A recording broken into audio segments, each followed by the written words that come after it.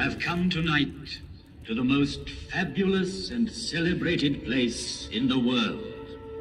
Here on the plateau of Gizeh stands forever the mightiest of human achievements. No traveler, emperor, merchant, or poet has trodden on these sands and not gasped in awe. The curtain of night is about to rise and disclose the stage on which the drama of a civilization took place. Those involved have been present since the dawn of history, pitched stubbornly against sand and wind. And the voice of the desert has crossed the centuries.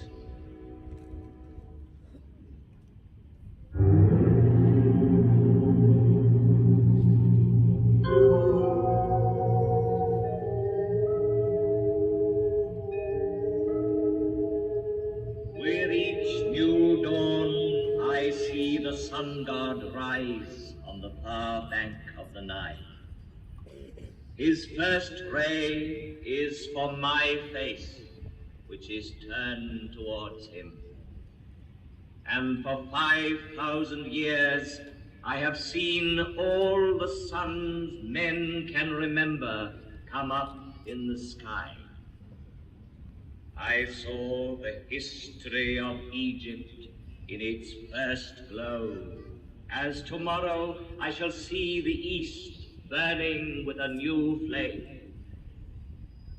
I am the faithful warden at the foot of his law, so faithful, so vigilant, so near him that he gave me his face for my own.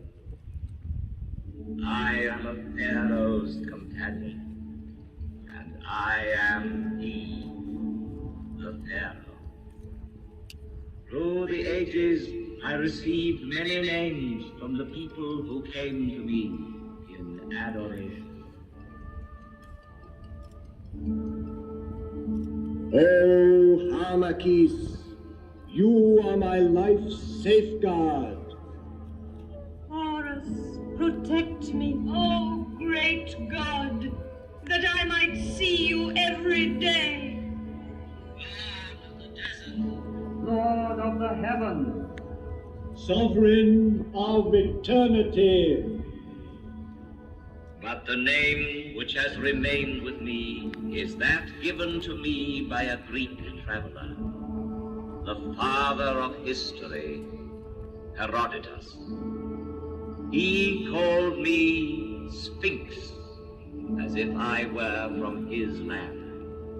And that name is now mine.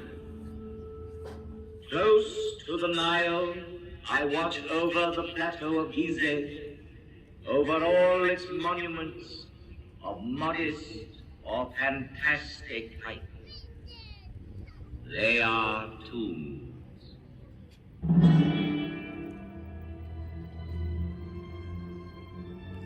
Civilizations are like islands on the ocean of barbarism.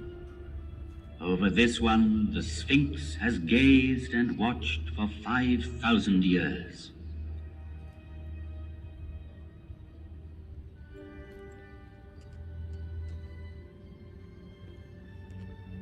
At the foot of such mountains of stone, everything becomes minute and insignificant.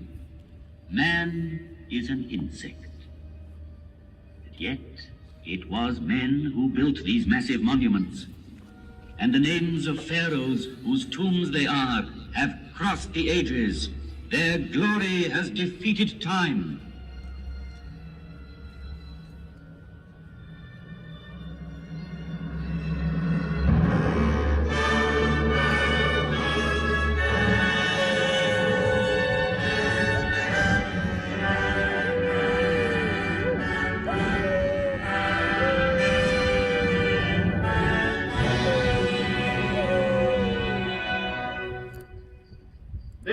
The tomb of Cheops.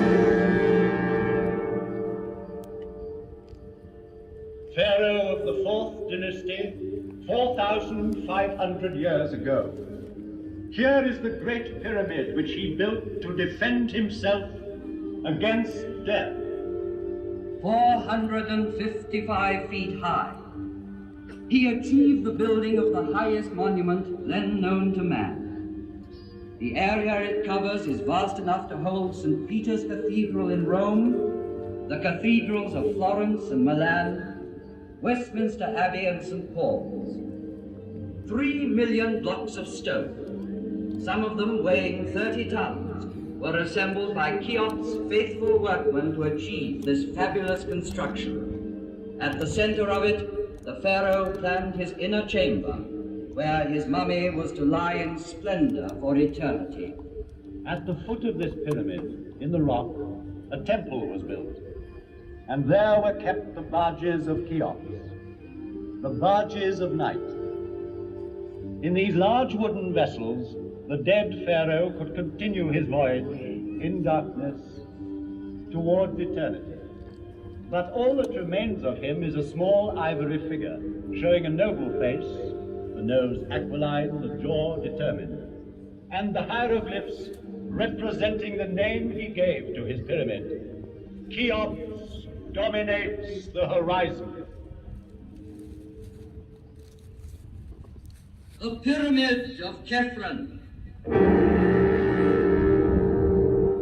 It too bears an inscription, Khephren is great.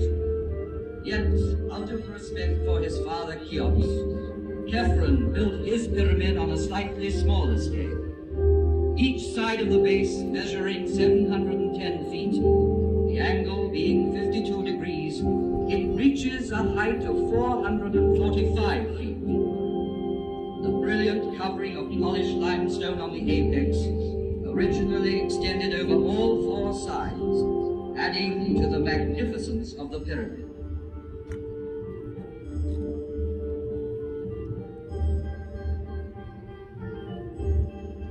The face of Khephren has come down to us sculpted in green diorite streaked with white, a rare stone he brought back from an expedition. Here he is, close to us, in the guise of the Sphinx, carved in rock near his tomb.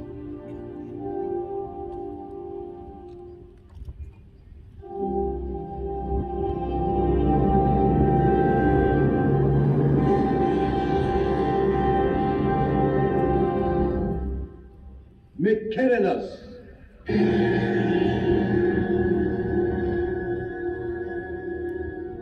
A third monumental tomb was soon to complete this immense funeral site of Gizeh and make it one of the wonders of the world. Though smaller, the Pyramid of Mykerinus is perhaps the most impressive for being the culminating point of a vast design.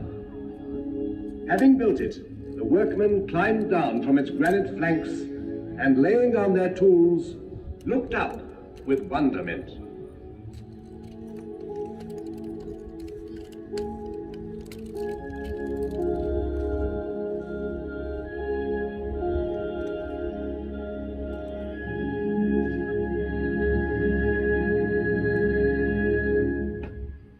Great and powerful was Memphis, the capital city in the plain which joined Upper and Lower Egypt.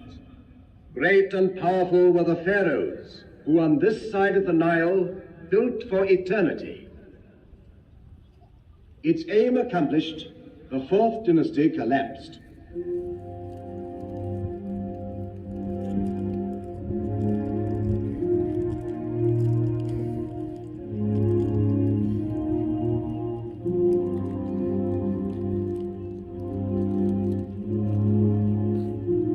But the pyramids still stand, and the inscription on the one that completed the design claims, "Divine is Mykerinus."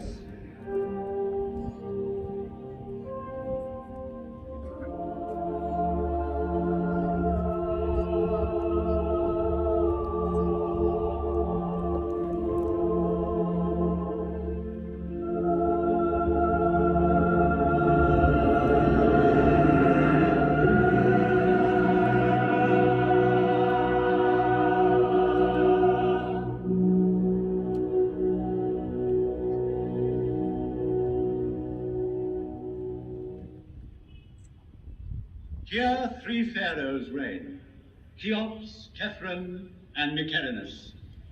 Sarcophagi may be empty, wrappings unwound, yet Cheops, Khephren, and Mycerinus still reign, bearing the double crown of Upper and Lower Egypt. They reign over that court, buried round them, over these small pyramids where their queens lie, over the tombs of their ministers, over the whole hierarchy, sleeping forever.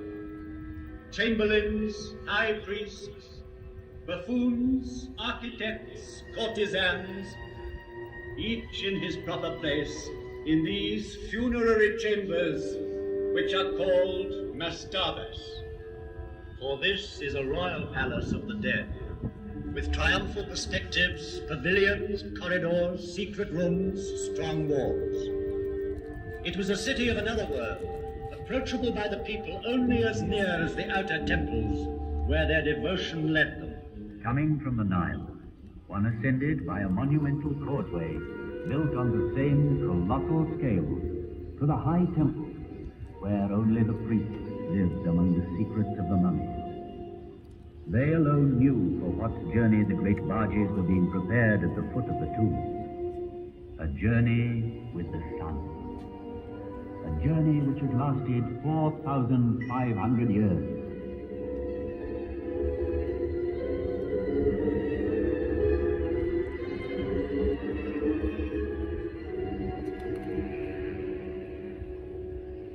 In the maze of this necropolis, let us stand by a tomb like 1,000 others, that of the mother of Cheops, and in it, by the litter marked with golden hieroglyphs, which she had prepared for the eternal journey by her son's side.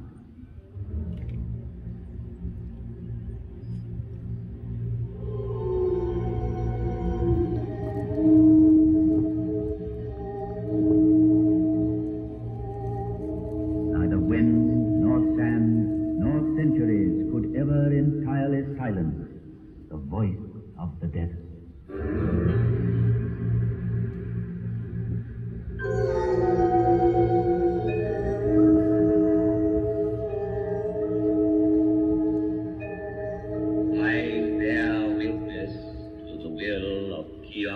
My father, to defy time forever.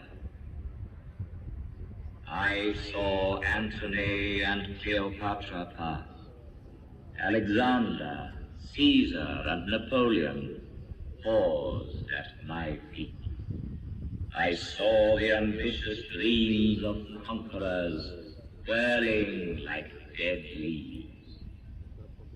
As my motto, I chose an Arab saying: the world fears time, but time fears the pyramid.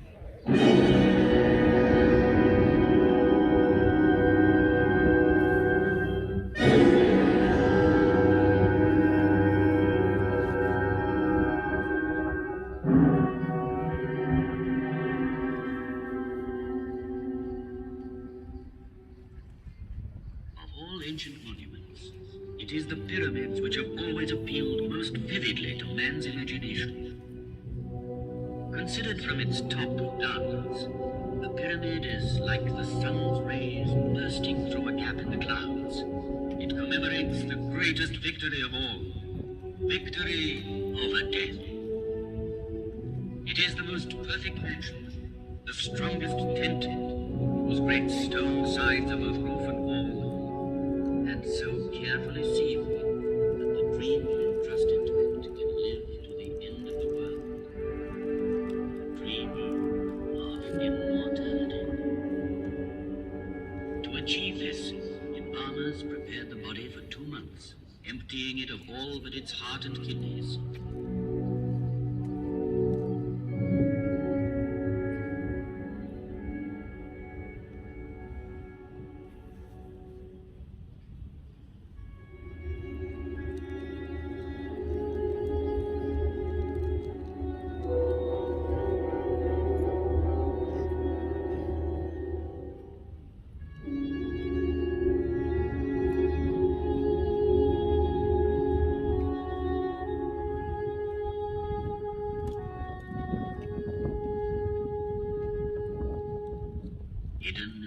secrecy of its tomb, attended by a whole crowd of statues, provided with all that was necessary for the journey. There, in the sarcophagus, lay the mummy, to be called on by the soul.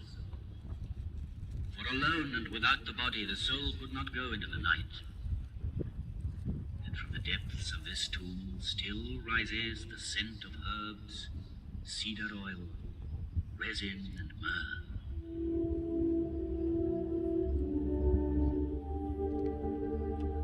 But a pyramid is also the perfect combination of simplicity and magnitude, and the interplay of its angles makes the best harmony of shape and volume. It is architecture's purest achievement, because it relies on the straight line alone. Never has the straight line been drawn with more mastery, skill, and strength. Homage must be paid to Imhotep the learned, who at Saqqara conceived and built the archetype of pyramids. Made up of 6 mastabas, it rose gradually in a broken line of steps. The idea had been born. Calculations had begun. The perfect form was there.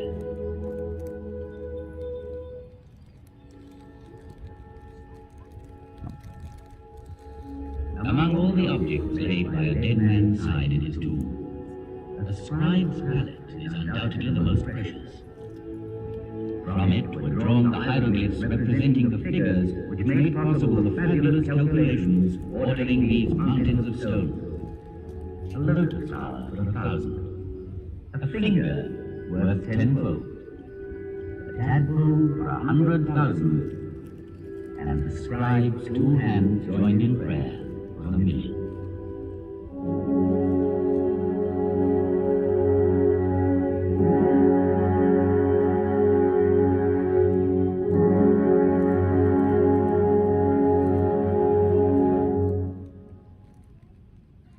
Stone by stone it was built from earth to heaven.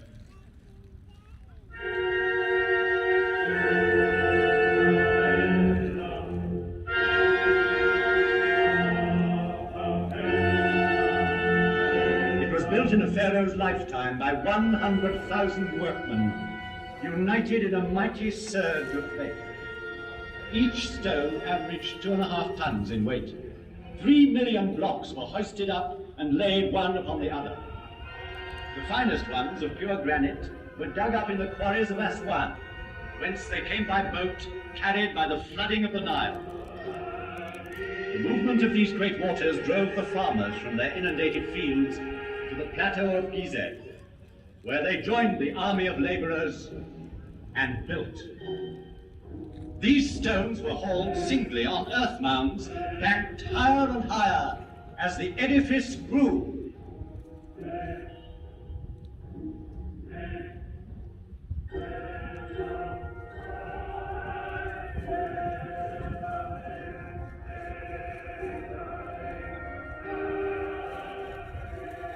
In front of such superhuman effort, can one believe in the legend of the whip?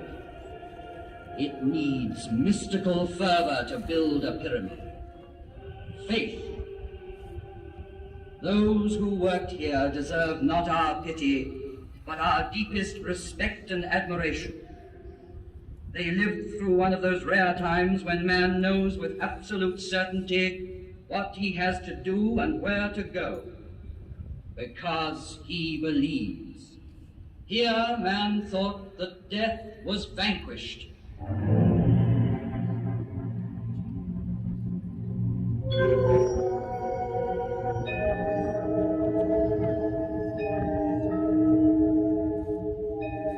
There at my feet, on this vast site, with mankind still in its infancy, walked and worked surveyors, geometers, astronomers to whom no star was unknown, engineers, architects, a whole people, while the rest of the world hunted wild beasts and sheltered in caves. O noble Nile, I salute you, for your waters flow majestically and fostered this sacred enterprise. One day the desert sands invaded the fields, marshes dried up on the river's bank. And so, to save his life, man invented civilization. He had to contend with floods. He designed dams and culverts. He came to love the earth and want it for his grave. But soon he wished to outlive the earth. And it was farmers, helped once more by their beneficent river, who built these monumental houses of the dead. And I, Catherine's faithful companion, saw the progress of dynasties and grave peaces, and the light steps of noble ladies whose diaphanous veils seemed to clothe them, yet not to touch them.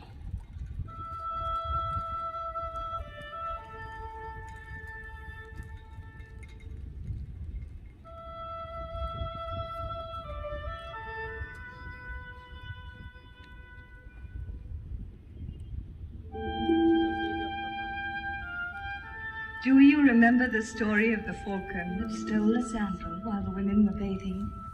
He snatched it in his beak and by chance dropped it near a pharaoh who was giving audience in his garden. So slender was the sandal, so small its size, that the pharaoh wished to see the owner.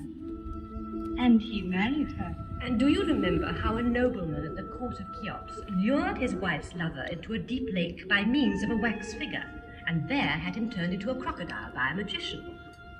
Wishing to impress the pharaoh with his magical powers, he willingly revealed what he had done, but carelessly too, for Cheops punished the guilty and the boaster equally. On his orders, the courtier was thrown to the crocodile, which devoured him, and the unfaithful woman was chastised. Do you remember, too, a young pharaoh, Amenhotep II? Never had there been an athlete so strong, so handsome, so fine. His shoulders were broad, his waist slender, his thighs were of bronze, and he could tame at will the wildest horse. His exploits are engraved on a stone which he laid before him.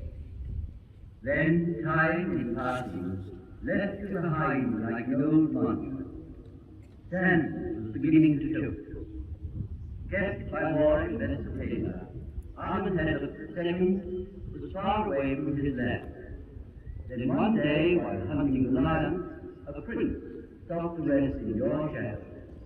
He fell asleep. You gave him a dream and spoke to him.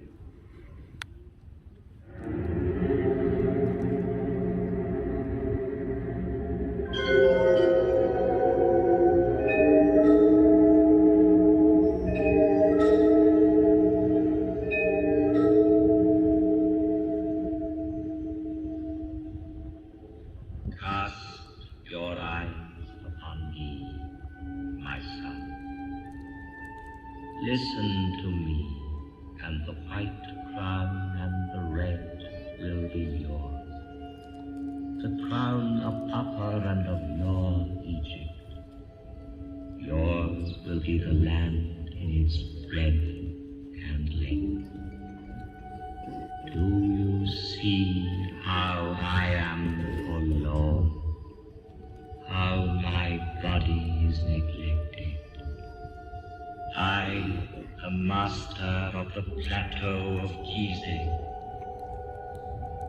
deliver me from the sands, and you will be king.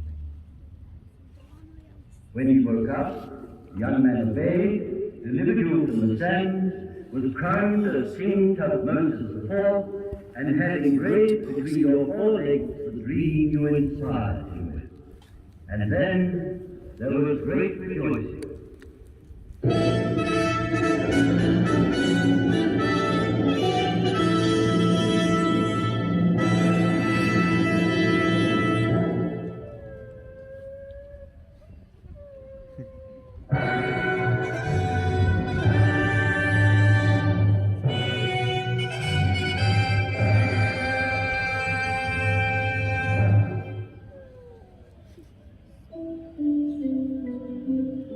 Coronation ceremonies have begun.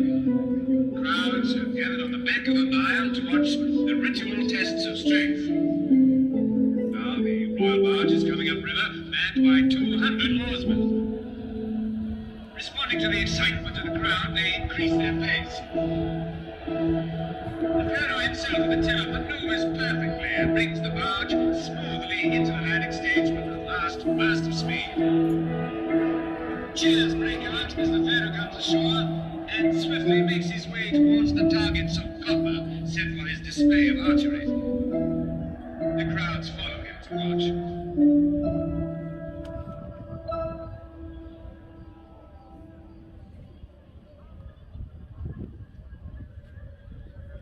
Here, while he waits for his bows to be brought, his eye is caught by the bucking of a half-tamed horse, and he harnesses it to his chariot. There's a gasp in the crowd, but the pharaoh is holding the reins tightly and curbing the horse to his will. He drives it round the dais, then brings it quietly back to its groove. The crowd cheers.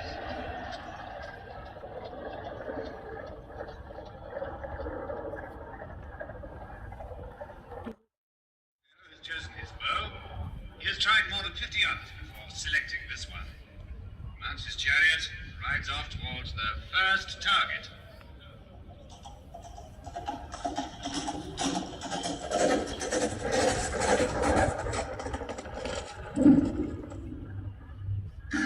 The arrow has gone straight into the center.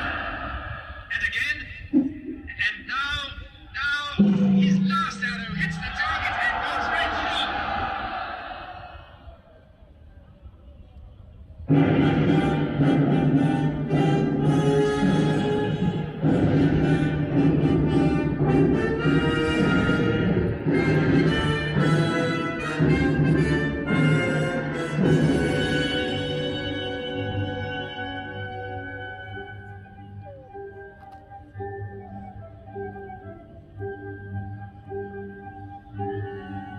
This is his triumph.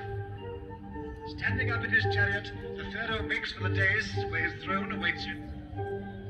The court, the priests, the people present him with praise, incense, and offerings. He receives the double crown and, mounting his triumphal chariot, goes to worship in the temples of Harmakis, Cheops, and Khephren. Long live the pharaoh!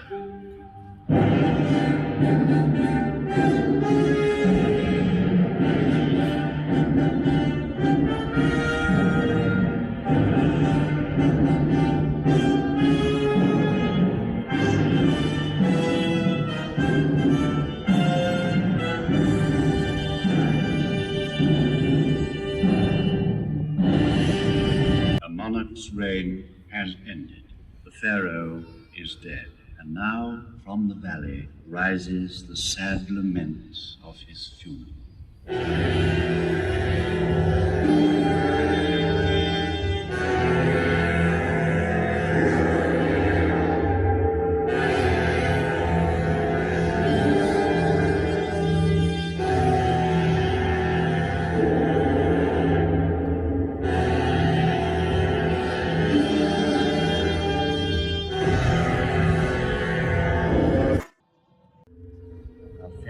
Is at rest in his coffin made of wood, adorned with gold and precious stones. The ceremony at the lower temple is over, and ascending the causeway, a funeral procession nears the tomb, escorted by princes, high state officials, and priests.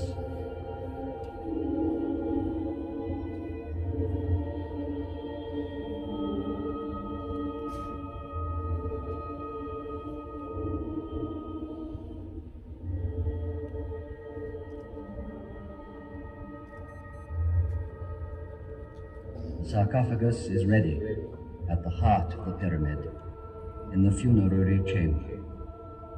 And everything has been prepared for the crossing of the lake, which leads to the gates of the other world.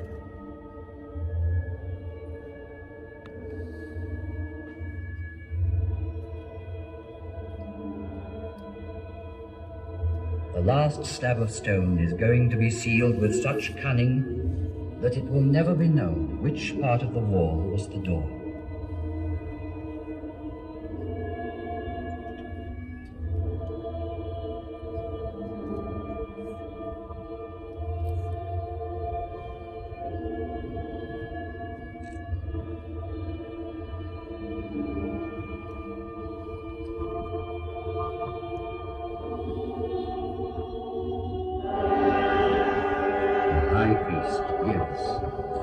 farewell.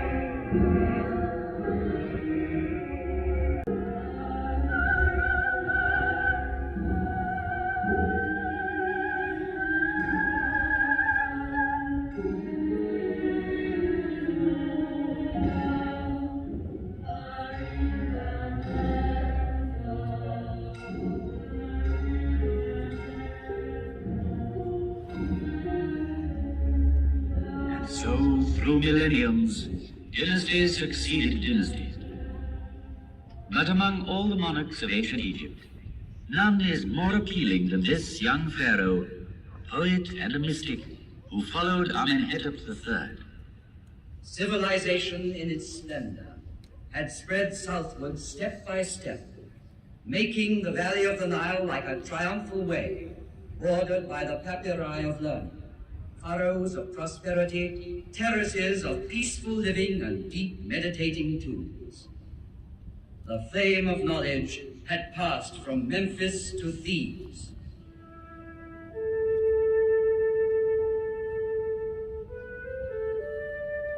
Large, pensive eyes, a weak body and girlish softness, such is the strange youth who has been made all-powerful.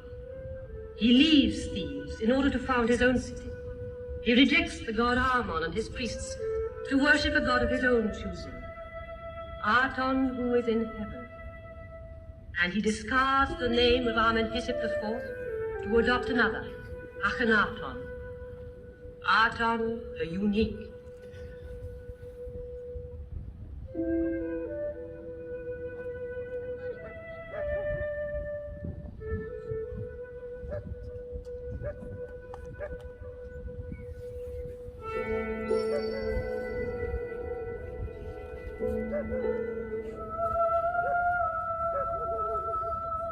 With him, the walls surrounding the royal wives fall.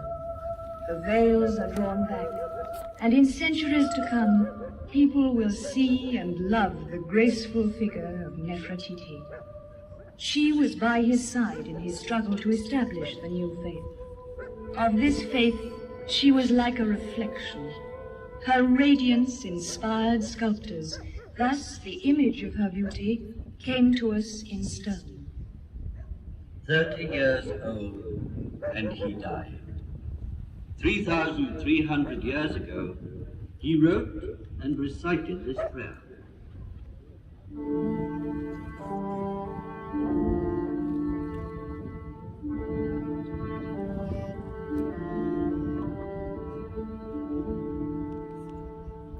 Your dawn, O living Aton, takes my breath. You possess my heart. You are the maker and giver of all things, and men live by your grace. Aton, living and life-giving forever and ever.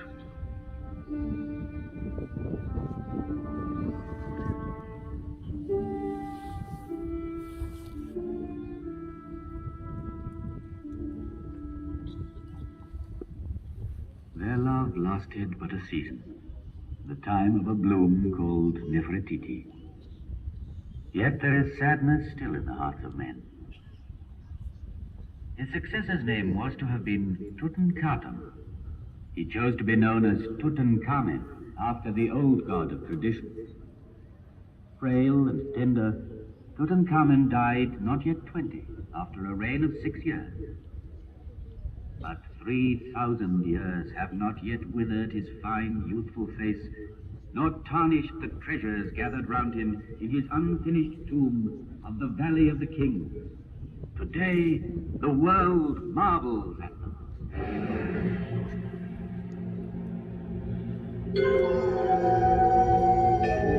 Egypt cannot unmake Egypt. I saw conquerors reflect before me and bow their heads. I saw Alexander the Great, handsome as a barbarian, thoughtful as a prophet. Here, somewhere in this earth, he rests, awaiting resurrection. I saw Caesar one evening. He feared the sun. Our last queen, Cleopatra, bore him a child, but Caesarion was not a true pharaoh and died before ascending the throne. I saw Napoleon and his burning eye. Centuries passed over my forehead, yet those great soldiers raised no more than dust. I have known years of despair.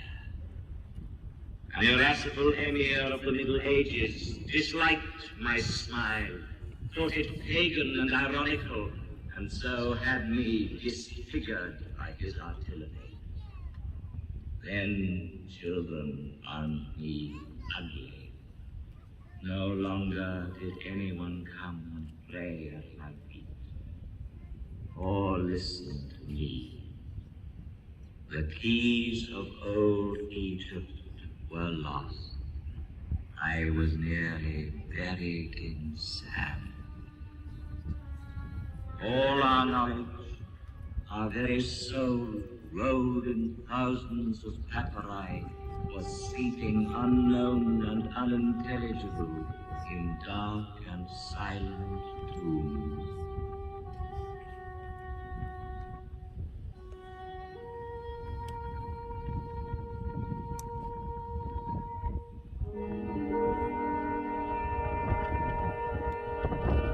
Yet the miracle did happen. It was in 1799, near Rosetta. One of Napoleon's officers discovered a stone, a monolith, bearing an edict issued by Ptolemy. The inscription was in Greek characters and hieroglyphs. This was the cornerstone of Egyptology. True, it still remained to interpret its message.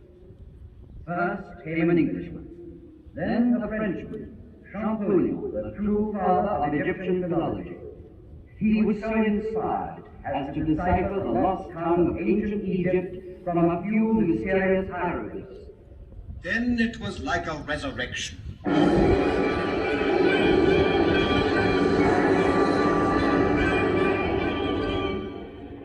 at once, from the funerary chambers to the peaks of the pyramids, hieroglyphs were born to a new life. Herons, lotus flowers, fishes, hares, and drakes, the mysterious characters suddenly woke up, fluttered and sang like creatures of the fields as the sun rises.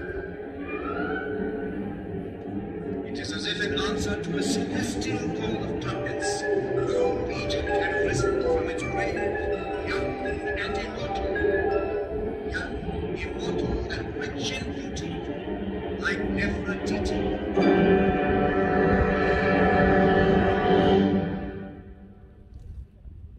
Unearthed from their deep silence, the papyri rustled with 100 voices. They had bloomed on the bank of the Nile. They had crossed through time. And then, 5,000 years later, they unfolded the dramatic story of a civilization. From their leaves even rises the voice of the first schoolboys who struggled to write. They were weary and feared the cane. Master, because you beat me, I have learnt my lesson. Child, no matter how great and deep our knowledge, offer your constant thanks to God. He will grant you his grace always. And learned men from the whole world in quest of this civilization stronger than sand and death were enthralled when, in maxims and proverbs, they found a wisdom as ancient as the pyramids, as eternally young. In the depths of the tombs, they heard voices rising again after thousands of years. The plans of men never wholly succeed, but only what God has ordained. If you want to keep the friendship of people you visit as master, brother, or friend, beware of women. The room where they sit is full of ill feelings. Do not answer good by evil. Justice comes before strength. And historians were deeply moved, because so many centuries later they were reading, yes, love letters. What can be sweeter than walking in the fields before a man one loves? I can no longer touch your heart. Why? If I go walking, you are there with me, everywhere, with every step. My hand is in your hand. Listening to your voice troubled my mind.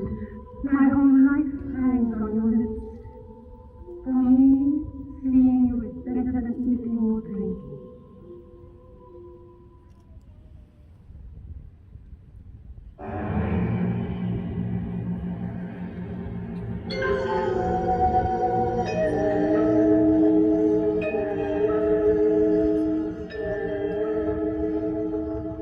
Such was my message from the depth of the ages.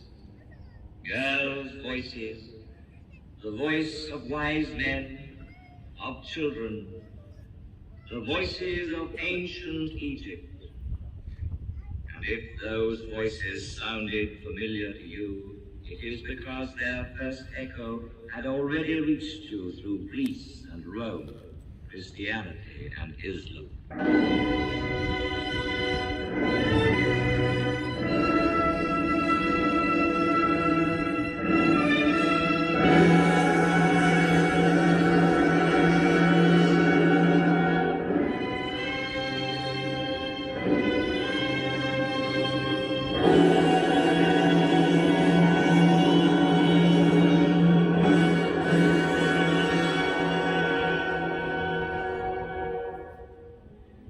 Tomorrow, once more, the rising sun will give me his first caress.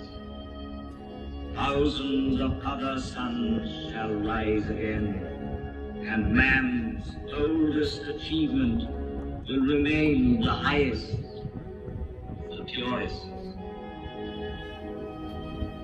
The Nile be praised, for it is the father of all our harvests, all our knowledge, all our architecture, all our strength. The Nile be praised. From its banks came one of the seven wonders of the world. The Nile be praised, for it bears tomorrow's prosperity and happiness. The Nile, river of hope, from the sun to the delta. The Nile, which is not a grave, but a cradle.